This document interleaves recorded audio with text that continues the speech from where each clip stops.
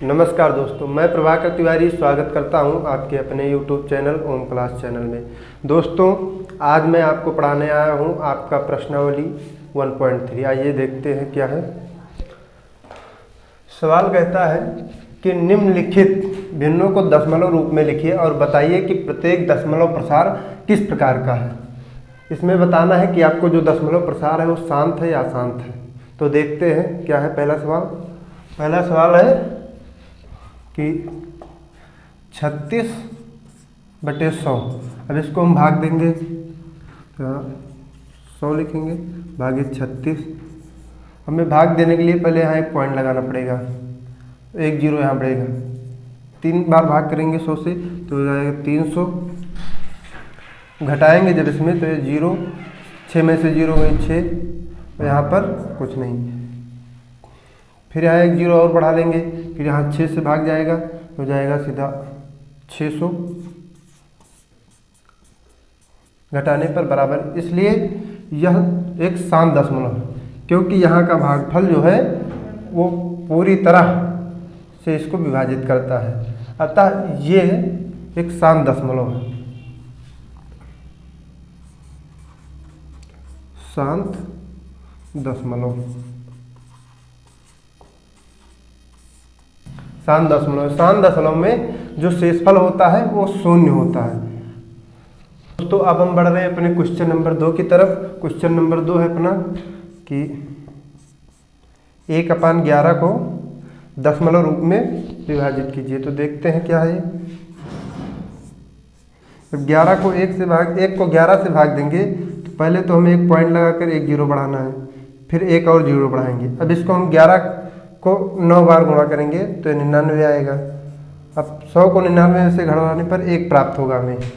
फिर यहाँ 200 जीरो लेंगे और फिर 9 बार जाएगा, फिर 99। ऐसे ही ये बढ़ता जाएगा, हमेशा शेषफल 1 प्राप्त होगा हमें। अतः यह एक अशांत दशमलव है। अब बढ़ते हैं अपने तीसरे सवाल की तरफ। तीसरा सवाल कहता है कि 4 सही 1/8। 4 सही 1/8 को हमें दशमलव रूप में परिवर्तित करना है। तो देखते हैं, पहले तो हम इसे एक साधारण भिन्न में परिवर्तित करते हैं। तो 8 चौक 32 1 33/8। अब इसको हमें भाग देना है, तो 8 भागे 33। तो 8 का पहाड़ा पढ़ना है कि हमें 33 से ज़्यादा ना हो। तो 8 का पहाड़ा हम 4 बार जब पढ़ेंगे तो 32 आएगा। तो 8 चौक 32। जब 32 में से 33 में से 32 हटाएंगे तो 1 हमें प्राप्त होगा। पॉइंट लगाएंगे, एक जीरो बढ़ाएंगे। 8 एक कम 8, 8 और 2 10। पॉइंट लगाइए, एक जीरो और बढ़ाएंगे। 8 दूनी 16, 4 20। 20 में से जब 16 घटाएंगे हमें 4 प्राप्त होगा, एक जीरो और बढ़ाएंगे। 8 पंचे 40, 40 से 40 गया 0। यहाँ पर शेषफल हमें शून्य प्राप्त होता है। अतः यह एक शांत दशमलव है। यह एक शांत दशमलव है, शांत दशमलव प्रसार।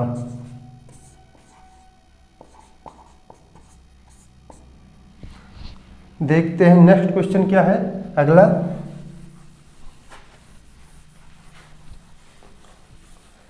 कहता है चौथा नंबर कि 3/13।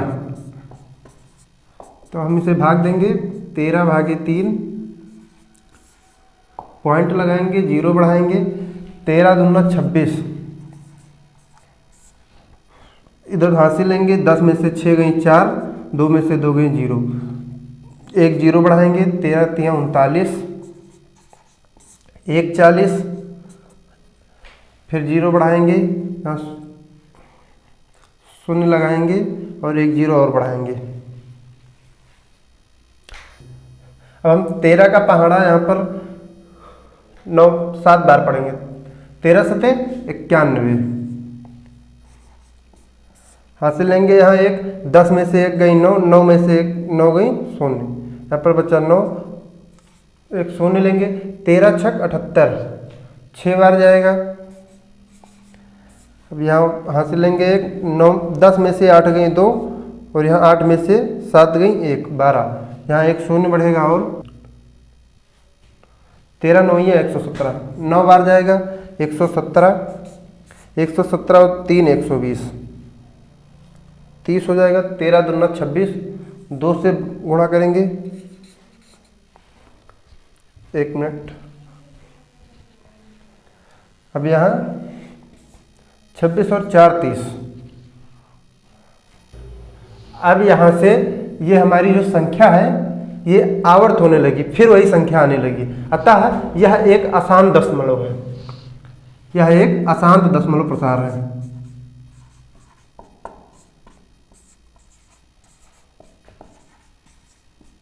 अशांत दशमलव प्रसार है।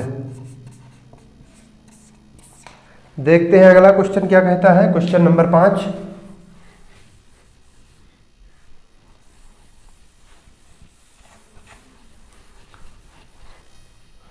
क्वेश्चन नंबर, अब हम बढ़ रहे हैं क्वेश्चन नंबर 5 की तरफ। क्वेश्चन नंबर 5 हमारा कह रहा है 2/11। 2/11 को एक दशमलव प्रसार में बताना है। तो हम इसे हल करेंगे। 11/2, पॉइंट लगाएंगे, यहाँ 20 हो जाएगा। 11 एकम 11, 11 9 20, पॉइंट लगा है, 0 बढ़ाएंगे। 11 8 88, 2 90, 20, 11 एकम 11, 9 20। अतः यहाँ फिर संख्याएं रिपीट होने लगी, आवर्त होने लगी। अतः यह संख्या भी एक अशांत दशमलव है, यह भी एक अशांत दशमलव प्रसार है, अशांत दशमलव प्रसार है। देखते हैं क्वेश्चन नंबर 6। क्वेश्चन नंबर 6 क्या कहता है।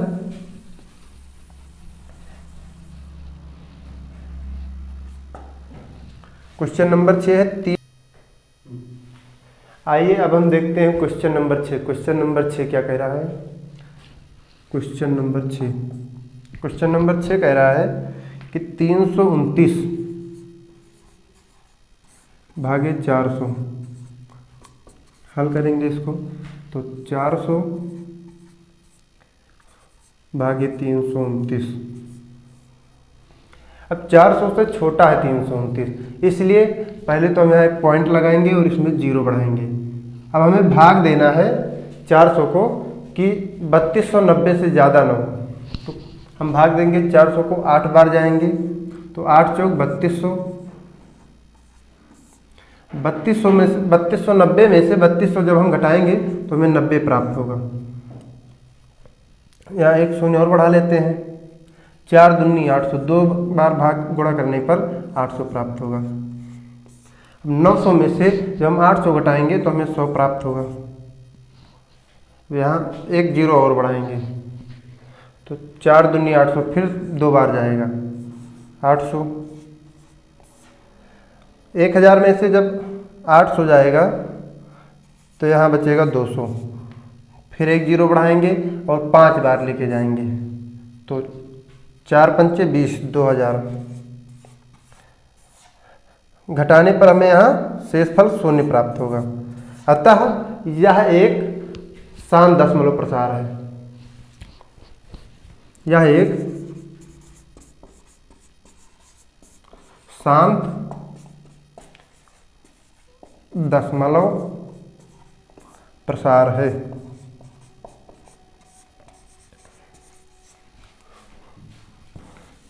चलो बढ़ते हैं अपने क्वेश्चन नंबर 2 की तरफ। क्वेश्चन नंबर 2 क्या कहता है, आइए देखते हैं। क्वेश्चन नंबर 2, तो दोस्तों आइए बढ़ते हैं अपने क्वेश्चन नंबर 2 की तरफ। क्वेश्चन नंबर 2 क्या कहता है। क्वेश्चन कहता है कि आप जानते हैं कि 1/7 बराबर इतना, तो क्या बिना वास्तविक गणना के आप निम्न संख्याओं का दशमलव प्रसार बता सकते हैं? यदि हाँ तो कैसे? तो इस क्वेश्चन में हमें दिया है 1/7 बराबर 0.142857।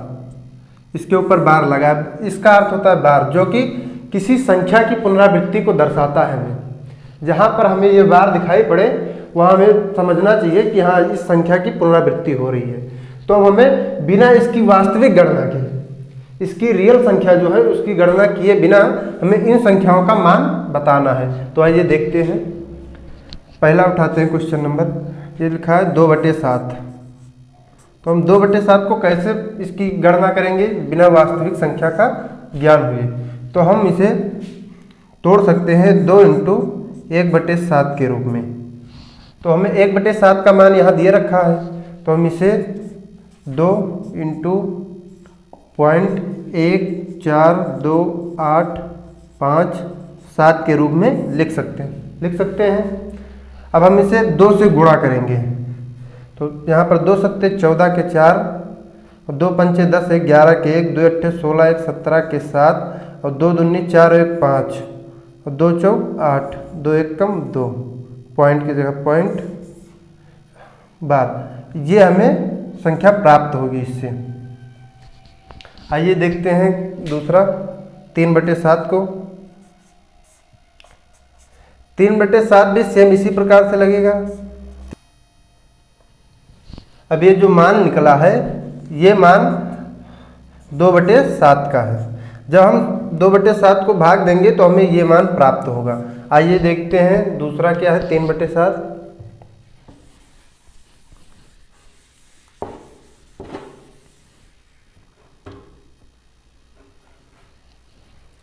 जब हम यहाँ पर 3/7 को लेंगे तो जैसे अभी हम 2/7 को हल किए हैं सेम उसी प्रकार से भी हल करेंगे। इसको हम तोड़ सकते हैं 3 × 1/7। अब यहाँ हमें 1/7 का मान दे रखा है, उसे हम यहाँ पर ले रखें। अब 1/7 का मान है 1428557। और जब हम इसे 3 में मल्टीप्लाई करेंगे तो हमें प्राप्त होगा 3 × 21 के 1 3 × 5 15 और 2 17 के 7 3 × 8 24 और 1 25 के 5 3 दूनी 6 2 8 3 चौक 12 के 2 3 1 कम 3 और 1 4।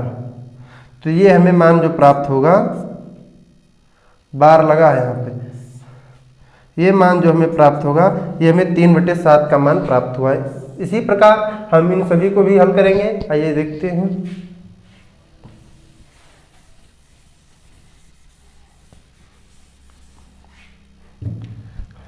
4/7 को भी इसी प्रकार हल करेंगे हम लोग। अब यहाँ हम 1/7 का मान ले लेंगे, क्या है 0.14857। इसको हल करेंगे हम।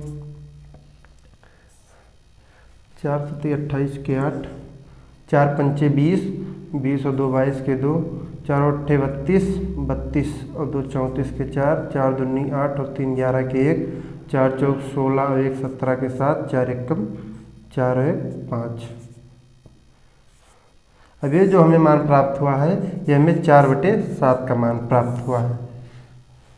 आइए देखते हैं 5/7 का मान। 5/7 का मान जो है वो ज्ञात करते हैं हम। 5 × 1/7। अब हमें यहाँ 5 का मान 1/7 का मान रखेंगे।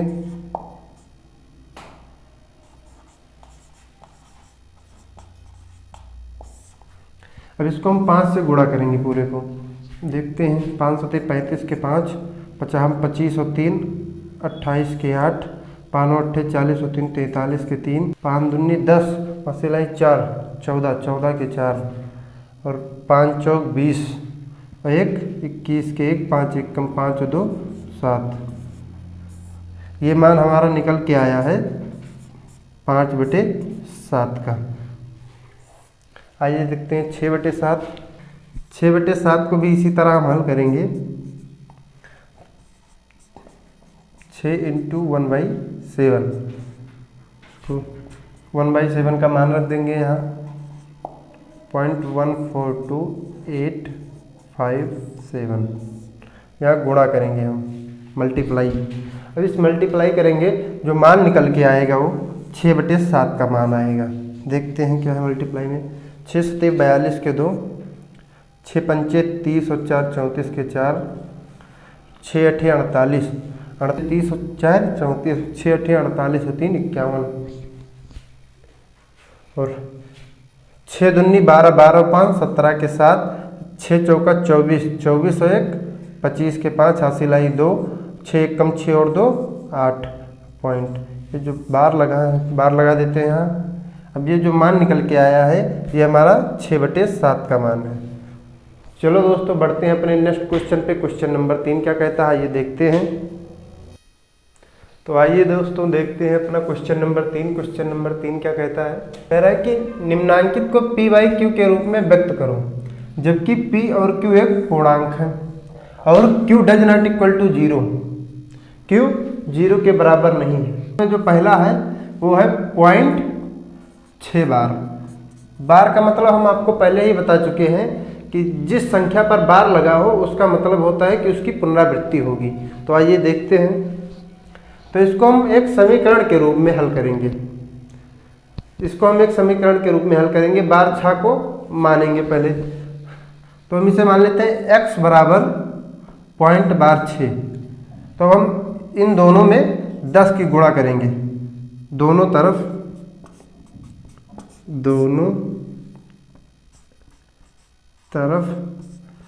10 की गुणा करने पर तो 10x इक्वल टू 6.6 बार। अब यहाँ हम 10x बराबर 6 तो ऐसे ही रखेंगे और जो 0.6 बार का मान है उसको यहाँ हम रखेंगे। तो 10x माइनस x पक्षांतर करने के बाद ये हमें प्राप्त होगा। तो अतः 9x equal to 6, x equal to 6/9। ये हमारा p/q के रूप में प्राप्त हो गया। तो इसे नोट कर लेते हैं फिर आगे बढ़ते हैं। दूसरा कहता है 0.4/7। इसको भी हम x मान लेते हैं। तो x इक्वल टू 0.4/7। अब इसको हम दोनों तरफ 10 से गुणा करने पर दोनों तरफ 10 से गुणा करने पर हो जाएगा 10x बराबर 4.7। ये समीकरण नंबर इसे 1 मान लेते हैं। ये समीकरण नंबर 2। अब हम पुनः समीकरण फर्स्ट को 100 से गुणा करने पर हमें प्राप्त होगा 100x माइनस 47.7। क्या प्राप्त होगा? 47.7। अब हम इसे मिटाते हैं, आगे लिखते हैं कि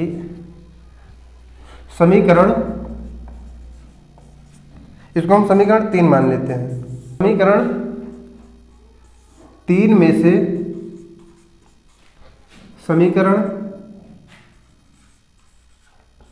2 को घटाने पर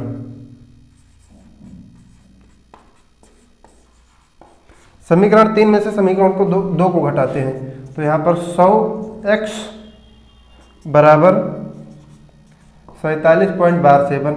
यहाँ है 10x बराबर 4.7। तो घटाते हैं तो हमें यहाँ प्राप्त होता है 90x बराबर 43.7।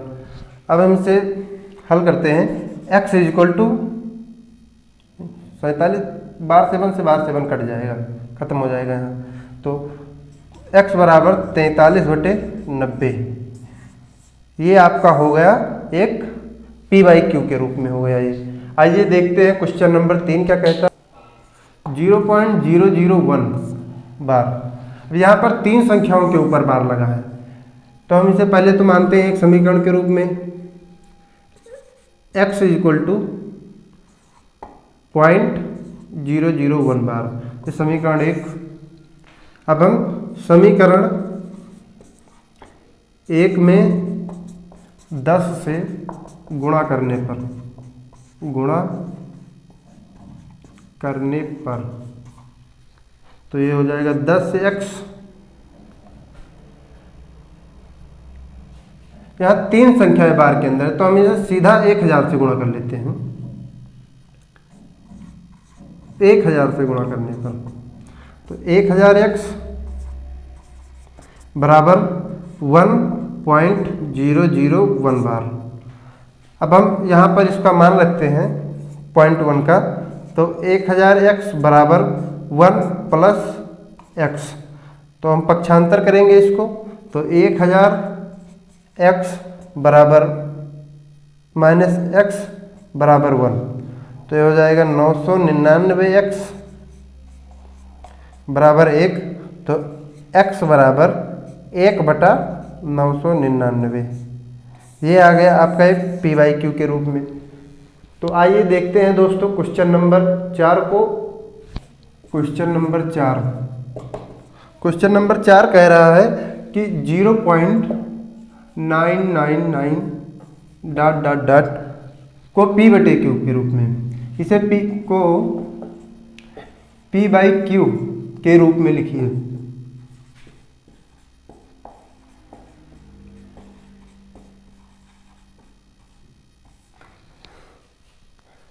क्या आप अपने उत्तर से आश्चर्यचकित हैं? तो इसे हमें p/q के रूप में लिखना है। p/q के रूप में लिखने के लिए हमें इसको हम एक सरल रूप में लिखेंगे। पहले हम इसे 0.9 बार भी कह सकते हैं।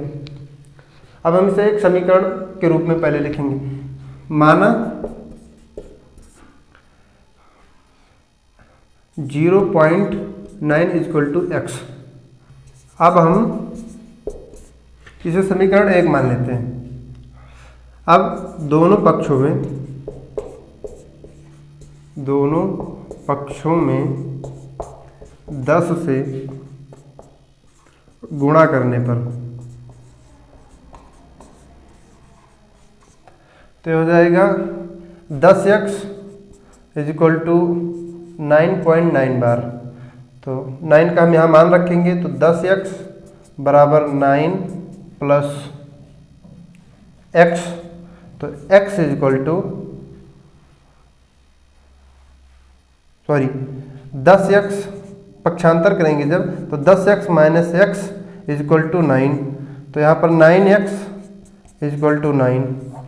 तो अब x बराबर 9/9, x = 1। 0.999 = 1, ये आपका आंसर आ गया। चलो बढ़ते हैं अपने नेक्स्ट क्वेश्चन पर। अगला क्वेश्चन क्या कहता है? कह रहा है अगला क्वेश्चन नंबर 5। पहले तो इसे साफ करते हैं। क्वेश्चन नंबर 5 कह रहा है कि 1/17 के दशमलव प्रसार में अंकों की पुनरावृत्ति खंड में अंकों की अधिकतम संख्या क्या हो सकती है? अपने उत्तर की जांच करने के लिए विभाजन क्रिया का प्रयोग कीजिए। तो हमें 1/17 को विभाजन प्रक्रिया से दशमलव प्रसार कितना हो सकता है वो बताना है, कितनी संख्या हो सकती है दशमलव के बाद में। आइए देखते हैं क्या है। तो सबसे पहले हम 17 को भाग करेंगे 1 से। तो 17 भागे 1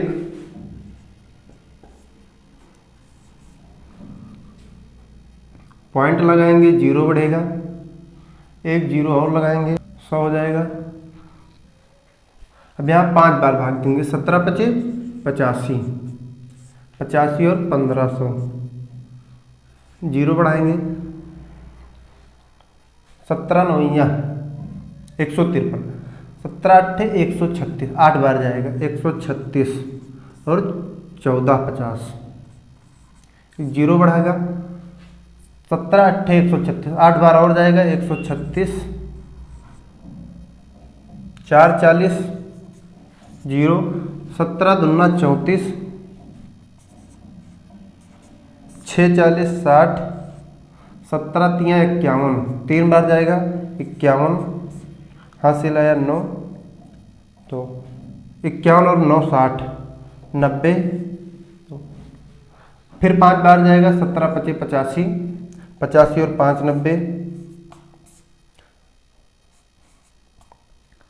50, 17 दूना 34,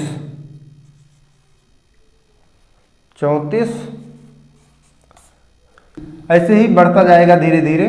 और हमारा क्वेश्चन पूछ रहा था कि इसमें कितनी अधिकतम संख्याएं पाई जा सकती हैं। तो अधिकतम संख्या इसमें 16 पाई जाएंगी, क्योंकि जो संख्या भाजक है उससे एक कम भागफल प्राप्त किया जा सकता है, इससे ज़्यादा नहीं। अतः यह एक अशांत दशमलव प्रसार है। देखते हैं अगले क्वेश्चन को। क्वेश्चन नंबर 6 क्या कह रहा है? क्वेश्चन नंबर 6 कह रहा है कि P बटे Q does not equal to 0 के रूप में परिमेय संख्या के अनेक उदाहरण लीजिए जहां P और Q पूर्णांक हैं जिनका एक के अतिरिक्त अन्य कोई उभयनिष्ठ गुणनखंड नहीं है और जिसका शांत दशमलव निरूपण प्रसार है।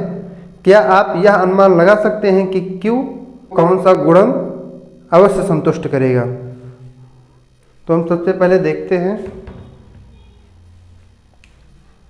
क्वेश्चन कह रहा है कि P बाई Q के रूप में एक परिमेय संख्या लीजिए जो Q does not equal to 0, जो Q का मान हो वो 0 ना हो तथा दोनों में एक केवल उभयनिष्ठ हो, उससे ज़्यादा कोई उभयनिष्ठ ना हो। तो आइए देखते हैं क्या है वो संख्याएं। पहली संख्या हम मान सकते हैं 2/5, 5/2, 5/2। इसमें केवल एक उभयनिष्ठ है और कोई उभयनिष्ठ नहीं है। दूसरी संख्या मान सकते हैं हम 9/5, 7/3, ऐसे ही अन्य संख्याएं मानी जा सकती हैं तथा इसमें सब में केवल एक कॉमन है और कोई अन्य संख्या कॉमन नहीं है। Question number 7।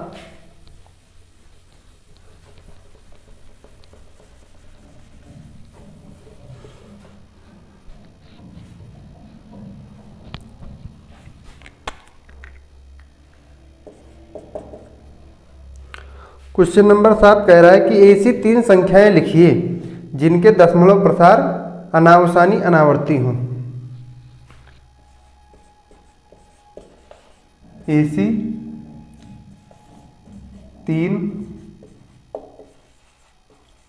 संख्याएं लिखिए जिनके दशमलव प्रसार अनावसानी अनावर्ती हों।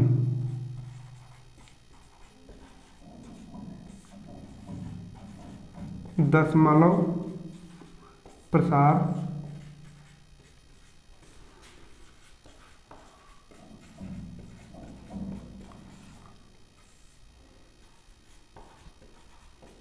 अनावर्ती हों। हमें ऐसी 3 संख्याएं लिखनी है जिनके दशमलव प्रसार आवर्ती ना हो, बार बार ना आते हो। देखते हैं वो कौन सी संख्याएं हैं।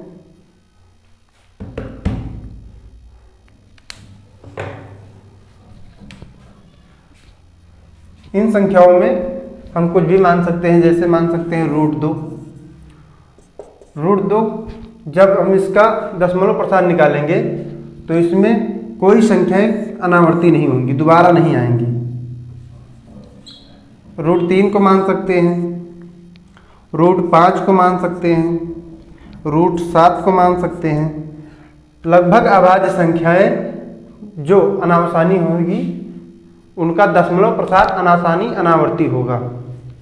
आइए देखते हैं क्वेश्चन नंबर 8। क्वेश्चन नंबर 8 क्या कहता है?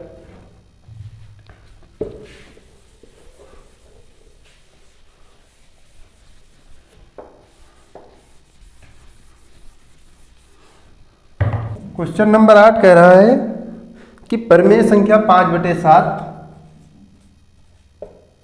और 9/11 के बीच 3 अलग अलग अपरिमेय संख्याएं ज्ञात कीजिए। इनके बीच 3 अलग अलग अपरिमेय संख्याएं ज्ञात करनी है हमें। तो हम सबसे पहले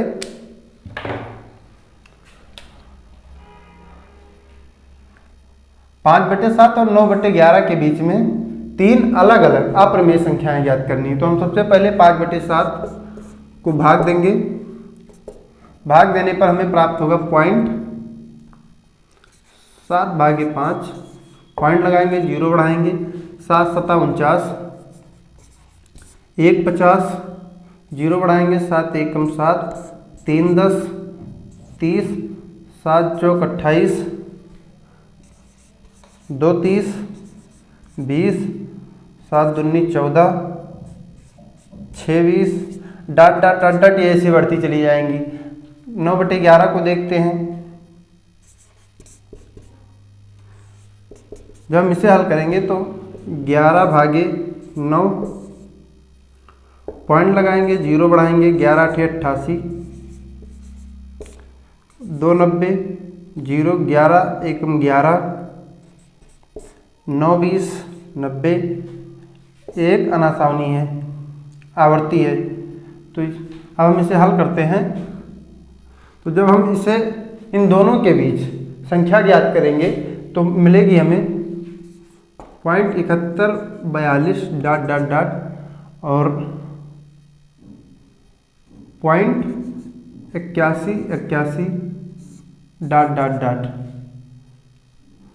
अब इनके बीच की संख्याएं हमें लेनी है 72, 73, 74, ऐसे ऐसे ले लेंगे। एक तो ये हो गई, दूसरी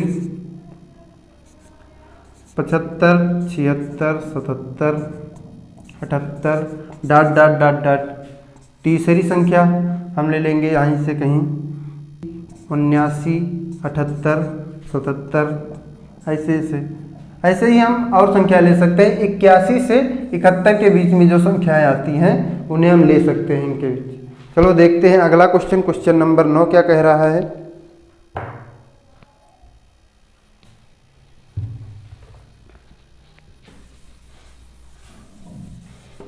क्वेश्चन नंबर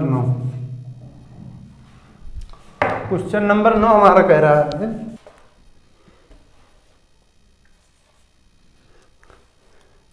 बताइए कि निम्नलिखित संख्याओं में कौन कौन संख्याएं परमेय हैं और कौन कौन अप्रमेय संख्याएं हैं। आइए देखते हैं संख्याएं क्या है। पहली संख्या है √23, दूसरी है √225, तीसरी संख्या है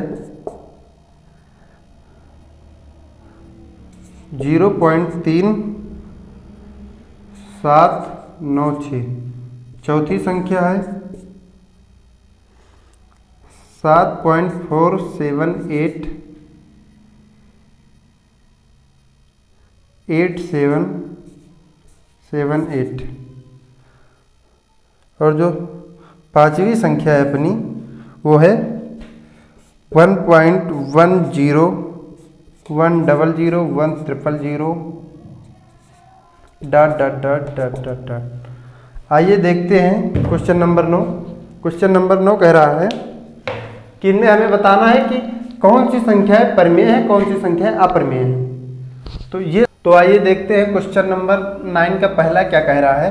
कह रहा है √23 क्या एक परमेय संख्या है या अप्रमेय संख्या है। तो जब हम √23 को भाग देंगे तो एक अनावर्ती अशांत दशमलव प्रसार मिलेगा, इसलिए यह एक अपरिमेय संख्या है। यह एक अपरिमेय संख्या है। क्वेश्चन नंबर 2 कह रहा है √225। √225 15 का वर्गमूल है, अतः इसका मान शांत है। यह एक शांत दशमलव प्रसार है, अतः यह परिमेय संख्या है। परिमेय संख्या है। क्वेश्चन नंबर 3 यह इसका मान भी फिक्स है, अतः यह भी एक परिमेय संख्या है। यह भी एक परिमेय संख्या है। क्वेश्चन नंबर 4 इसमें दिया गया है डॉट डॉट डॉट, यहाँ पर संख्याएं अनंत है, यह आसान दशमलव प्रसार है, इसलिए यह अपरिमेय संख्या है। यह अपरिमेय संख्या है। सेम कंडीशन यहाँ भी है, यहाँ भी आसान दशमलव प्रसार पाया जा रहा है, इसलिए यह भी अपरिमेय संख्या कहलाई जाएगी, यह भी अपरिमेय संख्या कहलाई जाएगी। इसी क्वेश्चन के साथ आपका प्रश्नावली 1.3 समाप्त होता है। मिलते हैं नेक्स्ट वीडियो में, तब तक के लिए धन्यवाद।